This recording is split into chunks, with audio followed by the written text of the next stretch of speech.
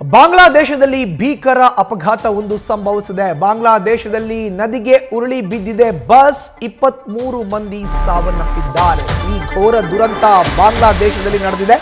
ಸಾರಿಗೆ ದೋಣಿ ಹತ್ತಲು ಪ್ರಯತ್ನಿಸ್ತಾ ಇದ್ದಂತ ಬಸ್ ಪಲ್ಟಿಯಾಗಿದೆ. ಪರಿಣಾಮ ಬಸ್ನಲ್ಲಿ ಇದ್ದಂತ 23 ಮಂದಿ ಸಾವನ್ನಪ್ಪಿದ್ದಾರೆ. ಏಕಾಏಕಿ ಉರುಳಿದ ಬಸ್ 40 ಜನರನ್ನ ಹೊತ್ತೊಯ್ತಾ ಇತ್ತು.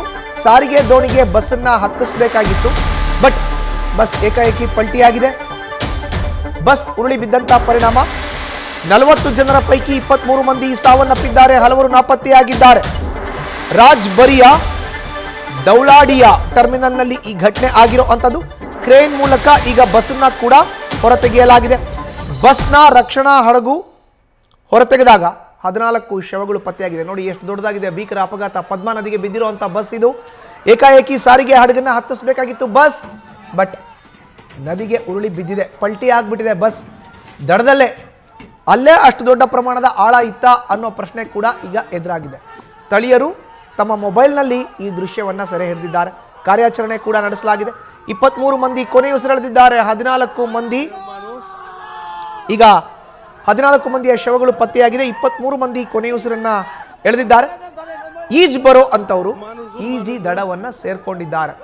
ದಡದಲ್ಲಿ ಇದ್ದಂತ ಕೆಲವರು ಈಜಿ ಬಂದಂತ ವ್ಯಕ್ತಿಗಳನ್ನ ಮೇಲೆ ಕರ್ಕೊಳ್ಳೋ ಅಂತ ಕೆಲಸವನ್ನ ಕೂಡ ಮಾಡಿದ್ದಾರೆ. ಇದು ಬಾಂಗ್ಲಾದೇಶದ ಪದ್ಮಾ ನದಿಯಲ್ಲಿ ಆಗಿರುವಂತ ಘಟನೆ. ಸಾರಿಗೆ ಹಡಗಿಗೆ ಬಸ್ಸನ್ನ ಹತ್ತಿಸಬೇಕಾಗಿತ್ತು, ಆಯಾ ತಪ್ಪಿ ಬಸ್ ಪಲ್ಟಿಯಾಗಿದೆ. ಇದರ ಪರಿಣಾಮ 23 ಮಂದಿ ಸಾವನ್ನಪ್ಪಿದ್ದಾರೆ.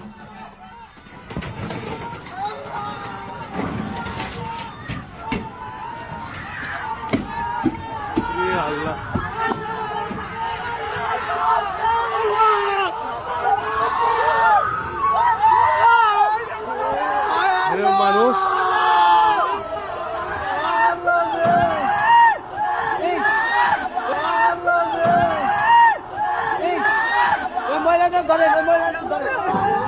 মানুষজন ನೋಡಿ ಬಸ್ ಯಾವ ರೀತಿ ನದಿಗೆ ಪಲ್ಟಿ ಆಯಿತು ಅನ್ನೋ ದೃಶ್ಯಾವಳಿಗಳನ್ನ ಮೊದಲನೇ ವಿಂಡೋದಲ್ಲಿ ನೋಡ್ತಾ ಇದ್ದೀರಿ. ಏಕಾಏಕಿ ಬಸ್ ನದಿಗೆ ಇಳಿದ್ಬಿಡ್ತು, ಪಲ್ಟಿ ಆಗೋಯ್ತು. ಬಸ್ನಲ್ಲಿ 40 ಜನ ಇದ್ರಂತೆ. 23 ಮಂದಿ ಸಾವನ್ನಪ್ಪಿದ್ದಾರೆ. ಕೆಲವರು ಈಜ್ ಬರೋ ಅಂಥವರು ಬಸ್ನಿಂದ ಹೊರಗಡೆ ಜಿಗಿದು ಆ ನದಿಯಲ್ಲಿ ಬಿದ್ದು ಈಜ್ಕೊಂಡು ದಡವನ್ನು ಸೇರಿದ್ದಾರೆ. ಅದನ್ನ ಎರಡನೇ ದೃಶ್ಯಾವಳಿಗಳಲ್ಲಿ ನೋಡ್ತಾ ಇದ್ದೀರಿ. ರಾಜ್ಬರಿಯಾ ದೌಲಾಡಿಯಾ ಟರ್ಮಿನಲ್ನಲ್ಲಿ ಆಗಿರೋ ಅಂಥ ಅವಘಡ ಇದು. ಬಾಂಗ್ಲಾದೇಶ ಸಾರಿಗೆ ಹಡಗನ್ನ ಈ ಬಸ್ ಹತ್ತಬೇಕಾಗಿತ್ತು. ಇದಕ್ಕಿಂತ ಮುಂಚೆ 2-3 ಬಸ್ಗಳು ಸಾರಿಗೆ ಹಡಗಿನಲ್ಲಿ ಇರೋದು, ಆ ದೃಶ್ಯಗಳು ಕೂಡ ಕಾಣ ಸಿಗ್ತಾ ಇದೆ. ನೋಡಿ ಪಕ್ಕದಲ್ಲಿ ಬಲಭಾಗದಲ್ಲಿ ಅಲ್ಲಿ ಹತ್ತಿಸ್ಬೇಕಾಗಿತ್ತು. ಆದರೆ ಏಕಾಏಕಿ ಚಾಲಕ ಯಾಕೆ ಈ ರೀತಿ ನದಿಗೆ ಬಸ್ ಇಳಿಸಿದ್ನೋ ಗೊತ್ತಿಲ್ಲ.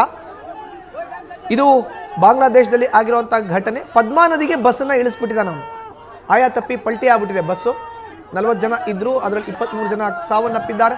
14 ಶವಗಳು ಈಗ ಪತ್ತೆಯಾಗಿದೆ. ಕೆಲವರು ನೀರಿನಲ್ಲಿ ಇನ್ನೂ ಸಿಕ್ಕಿಲ್ಲ. ಕಾರ್ಯಾಚರಣೆ ನಡೆಸಲಾಗ್ತಾ ಇದೆ. ಕ್ರೇನ್ ಮೂಲಕ ಬಸ್ಸನ್ನ ಮೇಲೆತ್ತುವಂಥ ಕೆಲಸ ಕೂಡ ಆಗಿದೆ.